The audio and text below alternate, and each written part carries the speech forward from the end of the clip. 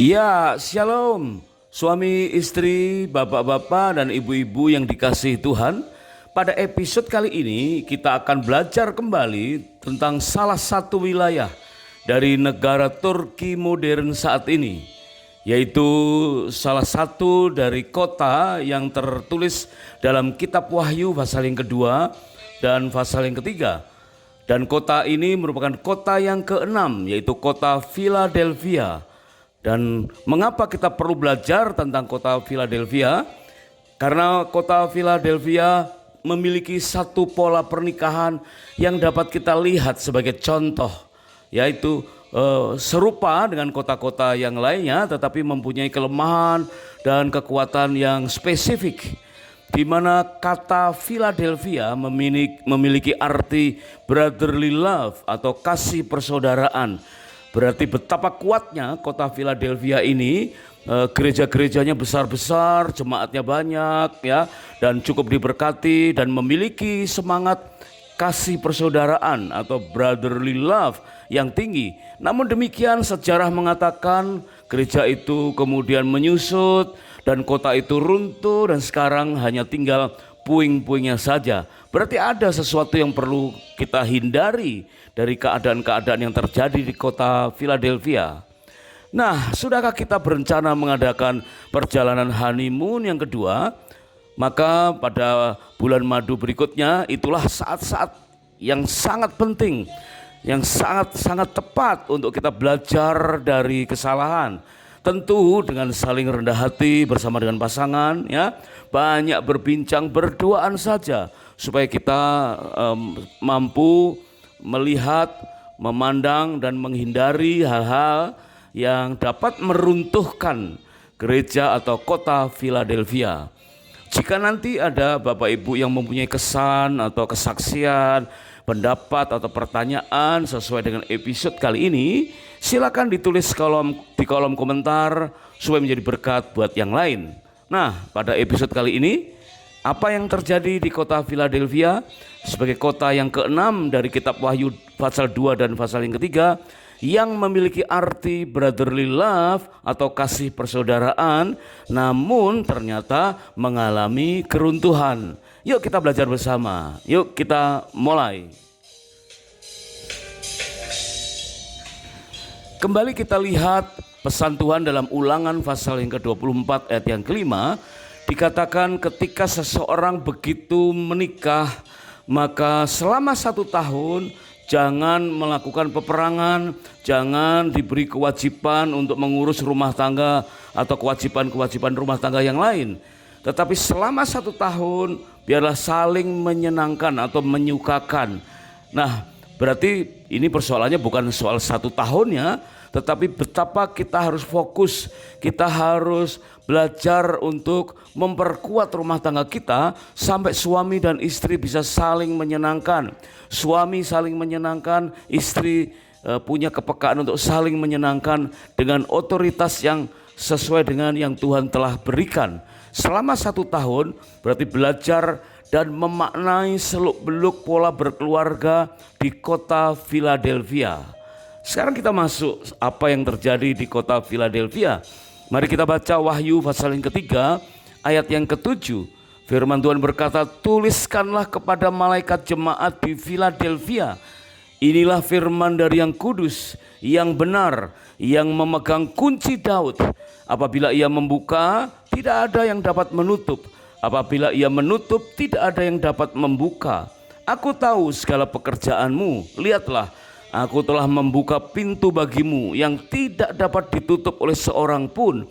Aku tahu bahwa kekuatanmu tidak seberapa, namun engkau menuruti firmanku dan engkau tidak menyangkal namaku. Amin, puji Tuhan. Kalau kita belajar dari kota pertama sampai kota kelima dan sekarang adalah kota yang keenam, yaitu kota Philadelphia, masing-masing kota memiliki seluk-beluk yang berbeda. Ya, ada teguran-teguran yang keras, setengah keras, ada sanjungan. Nah, secara spesifik ternyata kota Philadelphia ini cukup banyak disanjung oleh Tuhan.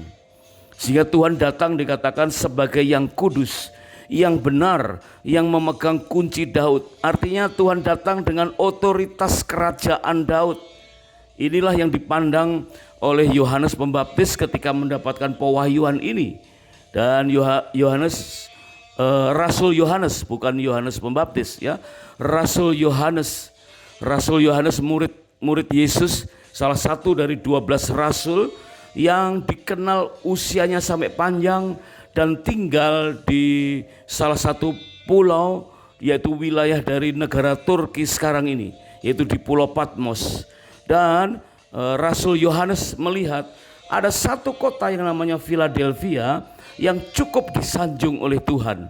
Tuhan datang dengan otoritas kerajaan Daud, dan Tuhan berkata, apabila ia membuka, tidak ada yang dapat menutup. Apabila ia menutup, tidak ada yang dapat membuka. Kemudian Wahyu 3 ayat yang ke-8, firman Tuhan berkata, aku tahu segala pekerjaanmu, lihatlah, aku telah membuka pintu bagimu yang tidak dapat ditutup oleh seorang pun. Aku tahu bahwa kekuatanmu tidak seberapa, namun engkau menuruti firmanku dan engkau tidak menyangkal namaku. Wow, puji Tuhan. Ini suatu sanjungan yang sangat-sangat luar biasa ya, dibandingkan dengan 5 kota sebelumnya. Kota Philadelphia ini dari nama Philadelphia saja berarti brotherly love, ada kasih persaudaraan. Dan tentu Tuhan sangat disenangkan dengan gaya hidup mereka. Ada kasih persaudaraan, ada brotherly love, ada kesatuan hati di antara suami istri, di antara pasangan-pasangan dengan pasangan yang lain. Sehingga mereka cukup berhasil di dalam menggalang kegiatan ya, dengan dana yang cukup besar. Apalagi usaha mereka juga cukup berkembang. Karena firman Tuhan meneguhkan itu. Dia katakan ia membuka dan tidak ada yang dapat menutup. Mungkin ada beberapa rumah tangga yang ingin buka usaha baru, Tuhan yang membuka ya. Mungkin ada beberapa rumah tangga yang gagal untuk menghadapi hal-hal bisnisnya, sepertinya pintu-pintu itu tertutup, tapi Tuhan buka ya. Dan dikatakan bahwa aku tahu segala pekerjaanmu, lihatlah aku telah membuka pintu bagimu yang tidak dapat ditutup oleh seorang pun ya. Meskipun ada yang menghadapi pintu tertutup, tapi Tuhan membuka pintu lain yang terbuka. Mengapa demikian? Karena kasih persaudaraan yang dimiliki oleh orang-orang di kota Philadelphia. Dan Tuhan melihat bahwa jemaat di gereja-gereja besar di kota Philadelphia ini, Tuhan menilai, aku tahu bahwa kekuatanmu tidak seberapa. Berarti Tuhan melihat hati dari orang-orang Philadelphia yang mengakui keperkasaan Tuhan. Otoritas kunci Daud ada pada Tuhan. Dan mereka mengakui bahwa kekuatanku tidak seberapa. Kemudian Yohanes mendapatkan pewahyuan, namun engkau menuruti firmanku dan engkau tidak menyangkal namaku. Wow, puji Tuhan ya. Ini suatu contoh, suatu teladan yang perlu kita ikuti sampai dengan hari ini. Memiliki semangat kekeluargaan dan mengaku di hadapan Tuhan bahwa kekuatanku tidak seberapa, dan menuruti firman Tuhan, tidak menyangkal nama Tuhan, maka Tuhan akan menuntun, memberkati dengan membuka pintu-pintu yang baru. Diteguhkan dalam Wahyu pasal yang ketiga ayat yang ke-9, firman Tuhan tertulis, lihatlah beberapa orang dari jemaat iblis, yaitu mereka yang menyebut dirinya orang Yahudi tetapi yang sebenarnya tidak demikian, melainkan pendusta, akan kuserahkan kepadamu. Sesungguhnya aku akan menyuruh mereka datang dan tersungkur di depan kakimu dan mengaku bahwa aku mengasihi engkau. Waduh, sangat disayangkan ya. Di antara kasih persaudaraan yang dipraktekkan secara masif, mereka kompak melakukan banyak kegiatan. Namun ada beberapa orang, demikianlah yang tertulis ya. Yohanes melihat dengan cara pandang Tuhan di dalam Wahyu 3 ayat yang ke-9, lihatlah beberapa orang, bukan hanya satu orang, beberapa orang dari jemaat iblis, yaitu mereka yang menyebut dirinya orang Yahudi tetapi yang sebenarnya tidak demikian, melainkan pendusta. Apa kira-kira yang terjadi pada saat itu? Mungkin jika saat ini ya kita mungkin mengenal beberapa orang, meskipun tidak terlalu mencolok ya, kelihatannya itu biasa-biasa saja, tidak beda dengan yang lain, kompak juga ya patungan, urunan gitu kan, menabur sama-sama. Tetapi ternyata dalam hati mereka siapa tahu, Tuhan tahu, ya. Tuhan melihat bahwa ada beberapa orang yang menyebut dirinya orang Yahudi. Nah, mungkin kata menyebut dirinya orang Yahudi ini bisa ditafsirkan sebagai orang yang mengaku rohaninya cukup tinggi, atau orang yang faham tentang hukum Yahudi, hukum-hukum Tuhan, hukum Taurat, faham dengan Alkitab, mungkin udah beberapa kali atau sering membaca Alkitab dari Kejadian sampai Wahyu. Bisa saja beberapa orang yang menyebut dirinya orang Yahudi itu disamakan dengan orang yang udah lulus sekolah Alkitab, ya, SOM atau KOM, sekolah orientasi melayani atau kehidupan orientasi melayani. Tetapi Tuhan melihat, dikatakan, yang sebenarnya tidak demikian, melainkan berdusta. Aduh, alangkah sangat disayangkan, ya.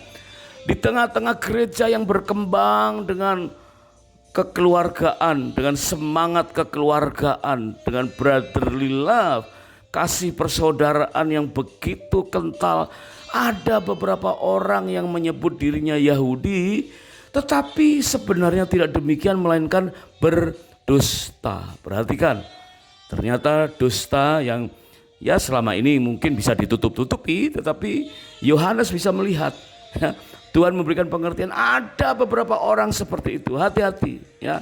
Tetapi bagi kita, karena engkau menuruti firman-Ku untuk tekun menantikan Aku, ini bagi kita yang tidak seperti beberapa orang tadi, maka Aku pun akan melindungi engkau dari hari pencobaan yang akan datang atas seluruh dunia untuk mencobai mereka yang diam di bumi. Wow, indah sekali. Dan ayat yang ke-11 inilah menjadi harapan kita.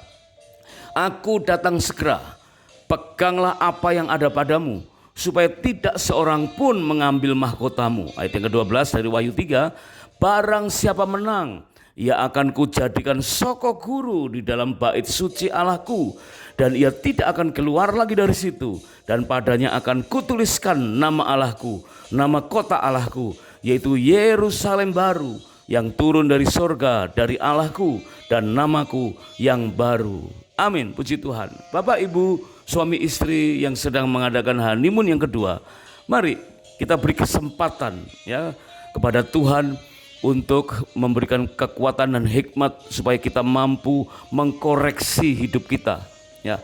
Jadikanlah honeymoon yang spesial dengan hati yang terbuka untuk berkesempatan menguliti kelemahan kita dalam berumah tangga, bahkan kelalaian dalam pola bergereja sebagai keluarga rohani, dan menegur kesalahan kita di dunia kerja. Benar-benar sarana untuk melakukan introspeksi, rela belajar dari kesalahan.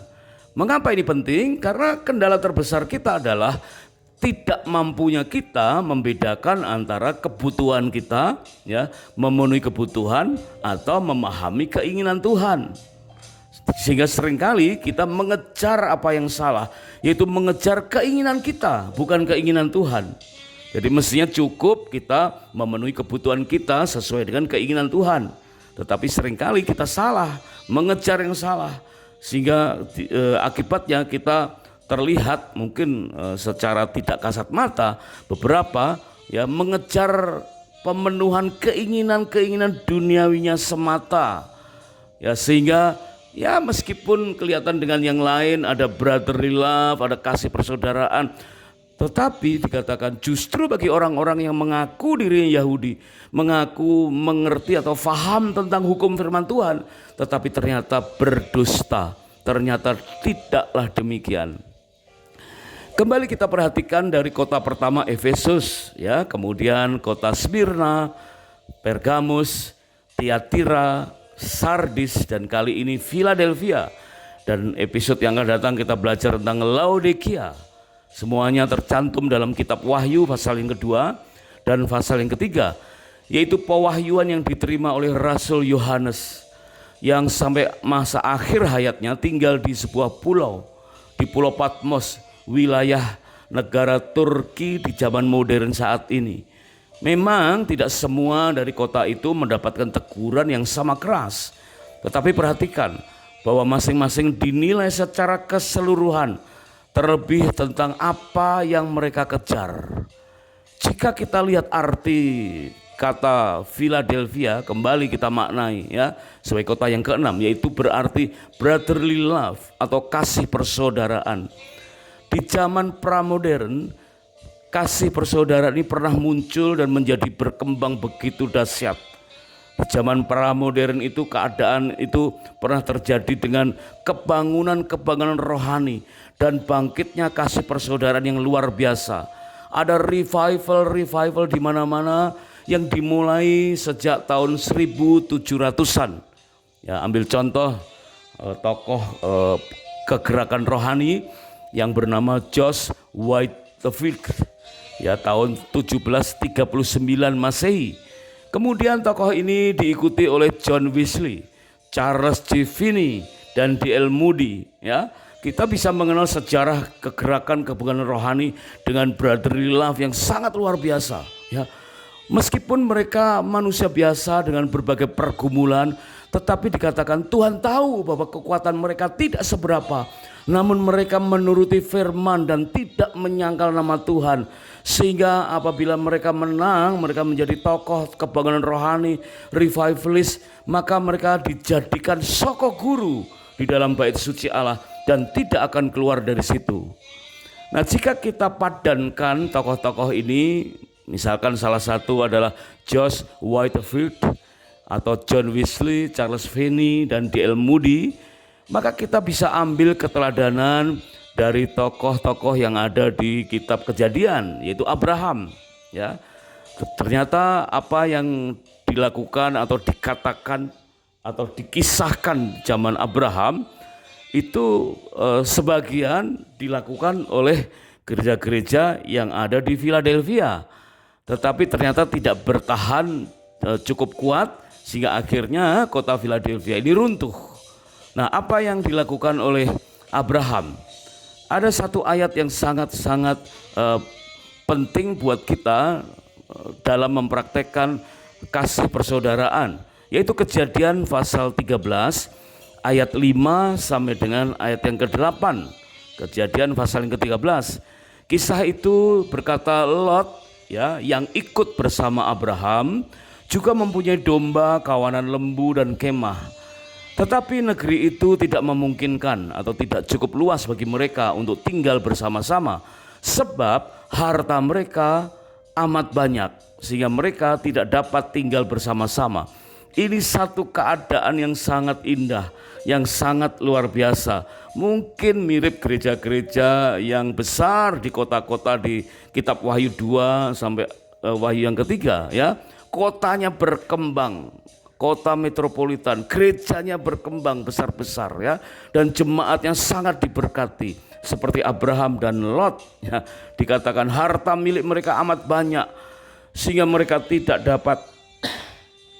dapat tinggal bersama-sama.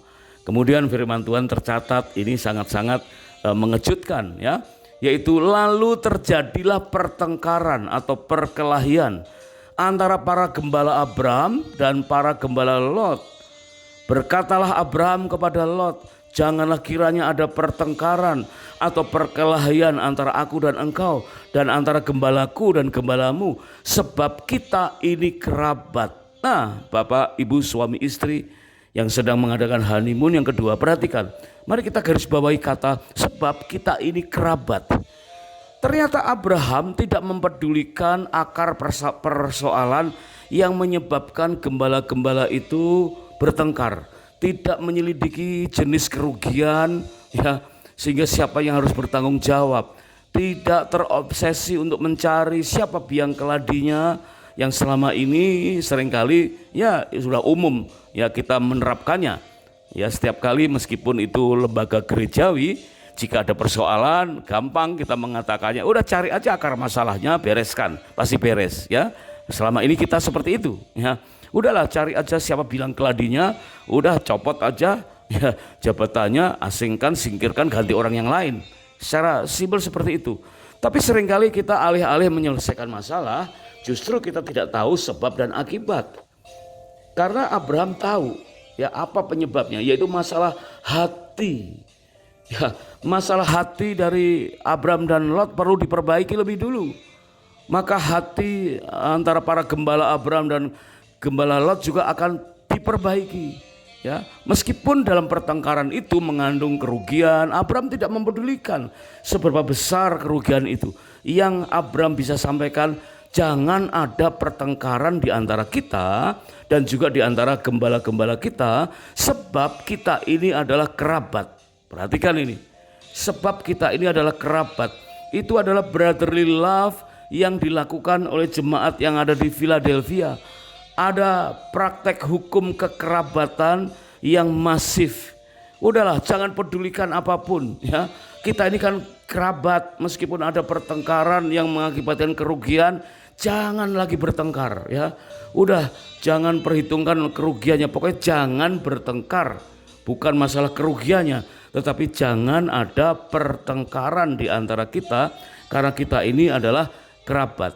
Nah, kalau kebenaran atau teladan Abram ini kita bawa dalam rumah tangga kita, wah Bapak Ibu, Saudara, suami dan istri perlu memahami ya, bahwa di dalam Matius pasal 19 ayat yang ke-6 firman Tuhan berkata, bagi kita berlaku demikianlah, mereka bukan lagi dua melainkan satu. Karena itu apa yang telah dipersatukan Allah tidak boleh diceraikan manusia. Nah, inilah hukum suami istri, kesatuan yang melebihi hukum kekerabatan yang diteladankan oleh Abraham. Abraham dan Lot tidak bisa dianalogikan sebagai suami dan istri, ya. Tetapi Abraham dan Lot ternyata mempunyai hati lebih dari sekedar suami istri. Ya, mengabaikan hal-hal yang tidak penting demi jangan sampai bertengkar. Nah, kita suami istri, kita bukan lagi dua. Suami dan istri bukan lagi dua, melainkan satu. Karena itu apa yang telah dipersatukan Allah tidak boleh diceraikan. Jadi tidak boleh ada pertengkaran, harus diselesaikan. Pertengkaran itu pasti ada solusinya. Nah, hukum kekerabatan ini menjadi sangat penting kalau suami istri ya Bapak Ibu menerapkan sesuai dengan keteladanan Abraham, di mana dikatakan hukum kekerabatan ialah sikap luhur dari hati, memancarkan integritas diri dan menjadi teladan semua generasi. Wah, nanti apa yang menjadi keputusan kita demi menjaga hukum kekerabatan akan menjadi kenang-kenangan dan legacy bagi anak keturunan kita dan menjadi teladan semua generasi. Mengapa banyak dari kita akhirnya dengan dalih teokrasi sanggup melunturkan hukum kekerabatan? Nah, ini yang terjadi ya. Awal lembaga kerohanian, entah itu persekutuan doa, ya, kelompok sel, persekutuan doa, gereja, dari gereja kecil, ya lembaga gereja besar, itu berawal dari spirit family. Karena merasa kita sekeluarga, satu dalam Tuhan ya. Kau saudaraku, kau sahabatku, ada family, ada spirit kekeluargaan, sehingga terbentuklah lembaga kerohanian. Tetapi begitu lembaga itu berkembang, maka tumbuhlah satu organisasi untuk mengatur semua operasional. Maka akhirnya kita merasa bahwa ini kan lembaga sorgawi, ini lembaga kerohanian. Maka selayaknya kita terapkan otoritasnya teokrasi. Maka begitu otoritarian teokrasi dipraktekkan, justru bisa-bisa jika kurang bijak akan mengaburkan hukum kekerabatan. Terlebih dipicu oleh hati bapa yang luntur, mungkin dengan rasa insecure, persaingan, membanding-bandingkan soal materi, ya, pencapaian, maka akan timbul penerapan problem solving di setiap persoalan secara by system. Perhatikan ini, kita perlu mengalokasikan pikiran dan kebijakan kita dengan benar-benar berhikmat. Karena yang satu adalah hukum kekerabatan, yang satu adalah otoritarian teokrasi. Sehingga apabila ada persoalan dengan begitu saja kita langsung terapkan problem solving secara by system, padahal sistem itu adalah bikinan kita yang belum tentu sesuai dengan teokrasi, maka justru di situ akan melunturkan hukum kekerabatan. Bapak, Ibu, suami istri yang sedang mengadakan honeymoon yang kedua, jika seseorang berhasil menerapkan rasa cinta damai, ya, seperti Abram terhadap Lot, ya, terhadap kerabatnya, ya, maka dapat dipastikan akan mudah menerapkannya bagi pasangan. Kita tidak tahu peristiwa berikutnya antara Abram dan Sarah, ya. Memang tidak semua kehidupan Abram bisa kita teladani. Ya, contohnya waktu mencari solusi, janji Tuhan lambat, kemudian Sarah punya usul tentang Hagar, ya. Tentu hal-hal seperti itu harus bijak kita sikapi. Tidak seluruh hidup Abram bisa kita teladani, karena memang hukumnya demikian. Ya, tidak ada satupun tokoh-tokoh Alkitab yang dapat kita teladani seluruh hidupnya kecuali Tuhan Yesus. Namun demikian, segmen-segmen tertentu dari kehidupan Abraham, terutama dalam hal ini, sangat-sangat penting untuk kita teladani. Ya, terutama apa? Jika sepasang suami istri mendapat keteladanan rasa cinta damai dari gereja, tokoh-tokoh gereja, pemimpin rohani, ya, maka mereka akan mudah menerapkannya bagi rumah tangganya. Karena kemurnian penerapan teokrasi akan diuji dengan rasa cinta damai pada praktek hukum kekerabatan yang dilakukan. Jadi meskipun kita beralasan ini teokrasi, ini kata Tuhan, tetapi kalau tidak ada unsur cinta damai dan melunturkan hukum kekerabatan, itu sesuatu yang perlu kita sikapi dengan bijaksana. Sebab itu suami istri, Bapak Ibu yang sedang mengadakan honeymoon yang kedua, mari kita lihat abad-abad awal pramodern, ya, ketika tahun 1739 Masehi ada kegerakan rohani yang ditokohi oleh George Whitefield, kemudian John Wesley, Charles J. Finney, dan D.L. Moody. Maka berikutnya di tahun 1940-an sampai 1950-an di Amerika ada 3 tokoh KKR kebanggaan rohani yang sangat hebat, 3 pengkhotbah yang sangat terkenal. Ya, yang pertama kita mengenal bernama Billy Graham, kemudian yang kedua Brown Clifford, dan yang ketiga adalah Charles Templeton. Ketiga pengkhotbah yang membangun pelayanan Youth for Christ yang berkhotbah dengan begitu dahsyat. Ya, setiap tahun menurut data itu mereka masing-masing berkhotbah di depan 500.000 orang atau setengah juta jemaat. Meskipun pada saat itu TV tidak semarak sekarang, media sosial juga tidak secanggih sekarang, ya, tetapi di zaman itu sudah cukup, sangat-sangat dahsyat, ya. Mereka berkhotbah di antara setengah juta pemirsa, sangat luar biasa. Tapi apa yang terjadi? Nah, dari ketiga pengkhotbah hebat itu ternyata tidak lama kemudian seorang di antaranya yang bernama Brown Clifford, oleh karena persoalan keluarga, konflik dengan sesama pelayan, akhirnya menghilang dari pelayanan, ya. Beberapa dekade berikutnya ditemukan oleh seseorang hidup sendiri dan sedang sakit keras. Sehingga pada saat Brown Clifford ini meninggal, maka banyak hamba-hamba Tuhan yang mengenalnya patungan, saudara, membeli peti mati dan tanah makam, ya. Akhir hidupnya sangat memprihatinkan. Ya, semangat kekeluargaan hilang, dia putus dari keluarganya dan dari komunitasnya. Kemudian tinggal 2. Nah, yang kedua ini Charles Templeton. Memang Charles Templeton ini meninggal di usia yang sangat lanjut. Ya, tetapi tidak lama dalam pelayanan, hanya 21 tahun. Dan akhirnya setelah 21 tahun melayani, disebutkan Charles Templeton ini memproklaim dirinya sebagai ateis. Dia menyangkal semua yang diajarkan atau yang dikhotbahkan selama 21 tahun dalam pelayanan. Dan di akhir hidupnya dia menerbitkan sebuah buku dengan judul Farewell to God, yang berisi My Reasons for Rejecting the Christian Faith. Aduh, sangat memprihatinkan, ya. Seorang pengkhotbah yang sangat terkenal. Ini mungkin yang disebut sebagai mengaku dirinya Yahudi, tetapi sesungguhnya tidaklah demikian dan pendusta. Wah, ini berarti membuktikan bahwa Charles Templeton tidak setia sampai akhir. tidak bertahan lama menjadi soko guru. Nah, puji Tuhan, kita beruntung masih mendapatkan satu teladan ya, yang mirip-mirip seperti apa yang dilakukan Abraham pada saat berhadapan dengan Lot, yaitu Billy Graham. Ya, Bapak Billy Graham ini memang sudah almarhum juga, tetapi di akhir hayatnya tetap setia mengiring Tuhan dengan keluarganya. Bahkan menerbitkan sebuah buku dengan judul Where I Am, yang berisi tentang heaven, eternity, and our life beyond. Luar biasa, sangat memberkati ya. Berarti meskipun ada dua tokoh lain, pengkhotbah hebat yang lain yang jatuh ya, tapi ada satu tokoh yang perlu kita teladani. Nah, ini berbicara soal apa? Berarti ada sesuatu yang kita tidak bisa hindari, yaitu adanya perkara-perkara yang membuat tokoh-tokoh itu bisa lemah.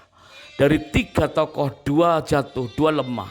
Nah, bagaimana dengan keadaan kita? Suami istri memang suatu saat bisa saja yang menghadapi berbagai persoalan yang melemahkan.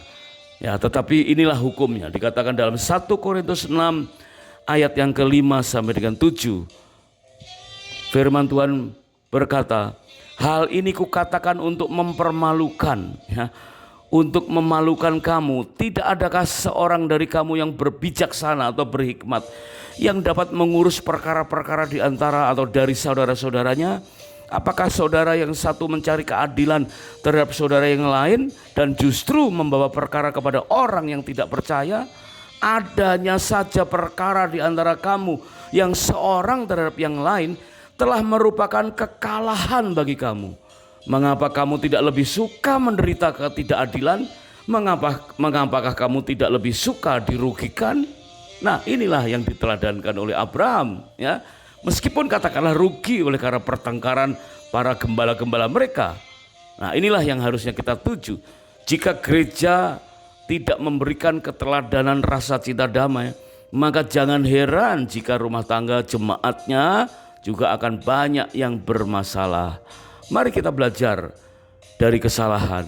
Berapa banyak jemaat gereja bahkan pengerja yang mengakhiri pernikahan dengan perceraian, padahal bekal atau mekanisme pembinaan pra dan pasca nikah telah ada secara masif.